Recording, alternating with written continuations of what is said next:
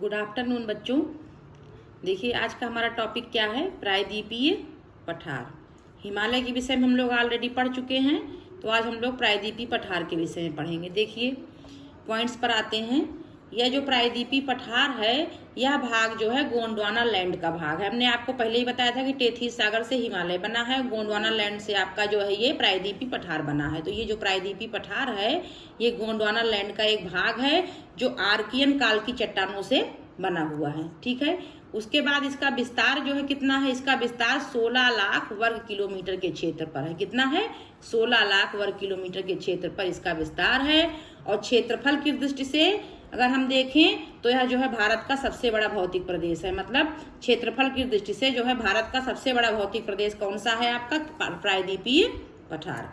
ठीक है, उसके बाद जो है प्रायद्वीपीय पठार की उत्तरी सीमा पर कौन कौन सी पहाड़ियां हैं जानते हैं। देखिए कौन कौन सी पहाड़ियां हैं, जो है अरावली, विंध्य, सतपुड़ा, छोटा नागपुर का पठार, मेघालय का पठार, राजमहल की पहाड़ियां। ये जो है कहाँ पर हैं इसके, ये इसकी उत्तरी सीमा पर हैं। प्रायद्वीपीय पठार की उत्तरी सीमा पर अरावली, विंध्य, सतपुड़ा, छोटा नागपुर का पठार, मेघालय का पठार और राजमहल की पहाड़ियां हैं। उसके बाद पश्चिम में क्या है, पश्चिम में पश्चिमी घाट है और पूर्व में पूर्वी घाट है। अभी हम लोग मैप के माध्यम से भी देखेंगे। पश्चिम में पश्चिमी घाट है और पूर्व में पूर्वी घाट है, जबकि दक्षिणी छोर क्या है आपका, कन्याकुमारी। सभी लोग जानते हैं उत्तर में हिमालय, दक्षिण में कन्याकुमारी। तो पश्चिम में पश्चिमी घाट, पूर्व में पूर्वी घाट, जबकि दक्षिणी छोर कन्याकुमारी है। ठीक है, उसके बाद देखिए पश्चिमी पठार के उत्तर भाग में जो ढाल है इस पठार का वो कैसा है। पश्चिमी पठार के उत्तरी भाग में किसी भी मतलब इसके दो पार्ट हो गए, पूर्वी पठार, पश्चिमी पठार। तो पश्चिमी पठार का जो उत्तर वाला भाग है उसका ढाल जो है उत्तर पूर्व की ओर है। और इसका प्रत्यक्ष प्रमाण कैसे मिलता है, इसका प्रत्यक्ष उदाहरण है सोन, चंबल और दामोदर। सोन, चंबल और दामोदर ये तीन नदियां जो है ये पश्चिमी पठार के उत्तर में बहती हैं और इसका ढाल उत्तर पूर्व की ओर है। इस बात को ये नदियां सिद्ध करती हैं क्योंकि इनकी दिशा ऐसा बताती है, इन नदियों की दिशा से स्पष्ट है। ठीक, उसके बाद पठार के दक्षिण में जो ढाल है कैसा है, उत्तर के ढाल की बात हो गई। अब दक्षिण के ढाल की बात देखिए, दक्षिण में ढाल जो है वो पश्चिम से पूर्व की ओर है। ध्यान दीजिएगा इस बात पर कि उत्तर भाग में ढाल उत्तर पूर्व की ओर है और दक्षिण में ढाल जो है वो पश्चिम से पूर्व है। जो महानदी, गोदावरी, कृष्णा, कावेरी, यहाँ पर 4 नदियां बहती हैं दक्षिण में। कौन कौन सी, महानदी, गोदावरी, कृष्णा और कावेरी। ये जो एरो बने हुए हैं इन नदियों की दिशा है। तो ये जो है ये दर्शा रहे हैं कि पश्चिम से पूर्व की ओर ढाल है। ठीक है, इधर आपका वेस्ट है, इधर आपका ईस्ट है। उसके बाद देखिए विंध्य पर्वत श्रेणी जो है हमारी वो उत्तर और दक्षिण भारत की प्राकृतिक सीमा बनाती है। उत्तर और दक्षिण भारत को अलग करने का काम कौन करता है, विंध्य पर्वत श्रेणी करती है। ठीक, उसके बाद हम आ जाते हैं नेक्स्ट पॉइंट पे हमारा क्या, अरावली श्रेणी। अरावली के विषय में हमने आपको हिमालय में थोड़ा सा हिंट दिया था कि सबसे प्राचीन पर्वत श्रेणी है ये। तो इसको आज हम देखते हैं। यहाँ यह जो है कहाँ से शुरू होती है, देखिए यह पालनपुर गुजरात से राजस्थान होते हुए दिल्ली तक लगभग 800 किलोमीटर की लंबाई में विस्तृत है। अरावली श्रेणी जो आपकी है गुजरात के पालनपुर नामक स्थान से शुरू होकर के राजस्थान होते हुए दिल्ली तक 800 किलोमीटर लंबाई में विस्तृत है। और दिल्ली में इसी को हम क्या कहते हैं, दिल्ली रिज बोला जाता है। दिल्ली रिज भी बोलते हैं या रायसीना की पहाड़ी भी कहा जाता है किसको, अरावली श्रेणी को। क्लियर, उसके बाद यह बनी कब है, यह प्री कैम्ब्रियन युग से संबंधित है।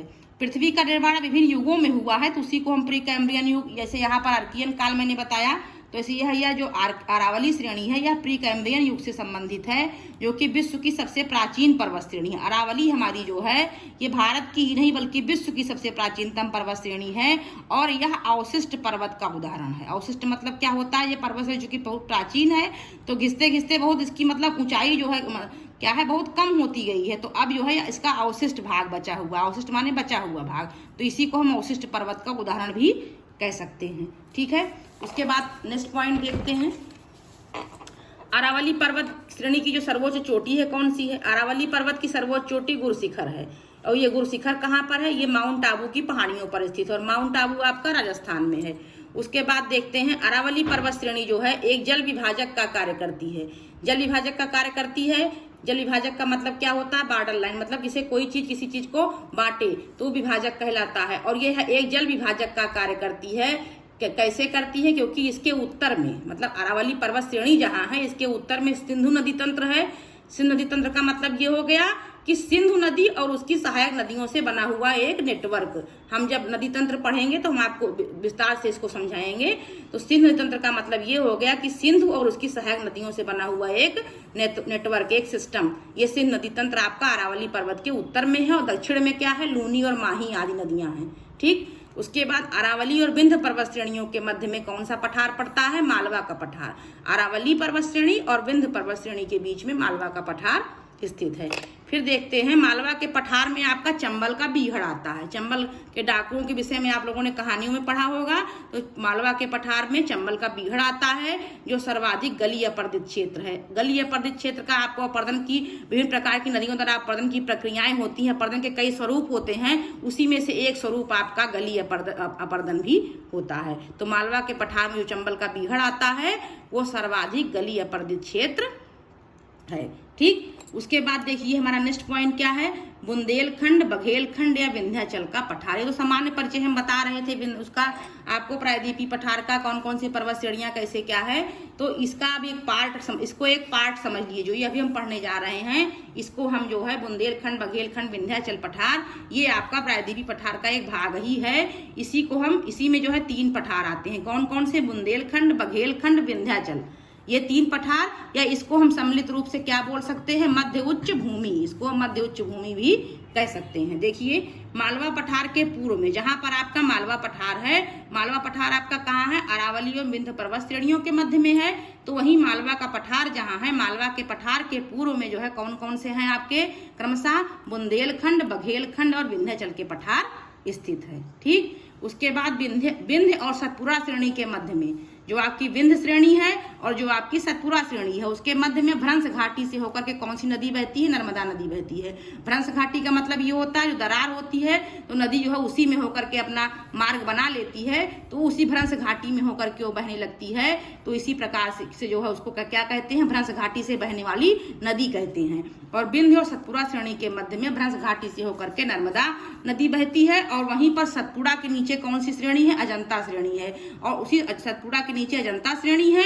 तो सतपुड़ा और अजंता श्रेणी के बीच में स्थित भ्रंश घाटी से होकर के कौन सी नदी बहती है, ताप्ती नदी बहती है। और ये ताप्ती नदी जो है बहती हुई गुजरात में खंभात की खाड़ी, गुजरात में जो खंभात की खाड़ी है जो शेष गुजरात को काठियावाड़ प्रायद्वीप से अलग करती है, वो जो है वहां पर जाकर के अरब सागर में क्या होती है, विलीन हो जाती है आपकी कौन सी नदी, ताप्ती नदी। ठीक, उसके बाद सेकंड पार्ट में हम क्या आते हैं, छोटा नागपुर का पठार, यह भी इसी का हिस्सा है, इसी मध्य उच्च भूमि का। इसमें देखिए क्या, यह पठार कहाँ पर है इसकी स्थिति, यह पठार आपका झारखंड, पश्चिम बंगाल एवं छत्तीसगढ़ राज्यों में से 3 स्टेट्स को कवर करता है। कौन कौन से, झारखंड, पश्चिम बंगाल एवं छत्तीसगढ़, 3 स्टेट्स को कवर करता है। उसके बाद इसकी प्रमुख नदियां कौन सी हैं जानते हैं। छोटा नागपुर की प्रमुख नदियां हैं आपकी महानदी, सोन, दामोदर एवं स्वर्णरेखा। कौन कौन सी नदी है, महानदी, सोन, दामोदर एवं स्वर्णरेखा। देखिए सोन नदी क्या है, सोन नदी जो है उत्तर पूर्व की ओर बह करके जो है गंगा में पटना के पहले मिल जाती है। जो सोन नदी है आपकी या उत्तर पूर्व की दिशा के उसका प्रवाह है, वहां जाकर के ये गंगा में पटना जहां पर लगता है, पटना से पहले गंगा में ये मिल जाती है। और जो आपकी दामोदर नदी है जो छोटा नागपुर पठार में बहती है, वो कहाँ जाती है, दामोदर नदी पूर्व दिशा की ओर प्रवाहित होती है। और जबकि जो महानदी है वो दक्षिण पूर्व में प्रवाहित होती है। दामोदर पूर्व दिशा की ओर और महानदी दक्षिण पूर्व में प्रवाहित होती है। और इस पठार की जो आपका ये छोटा नागपुर का पठार है, इस पठार की जो उत्तरी सीमा है वो राजमहल की पहाड़ियां हैं उत्तरी सीमा पर इसके, और जबकि दक्षिणी सीमा पर कौन सी नदी है आपकी, महानदी है। इतना आप लोगों को क्लियर हो गया होगा। उसके बाद जो है नेक्स्ट पॉइंट देखते हैं, इसी क्षेत्र में जो ये आपका छोटा नागपुर का पठार का क्षेत्र है, इसी क्षेत्र में चारों जो है आपका क्या है, रांची है।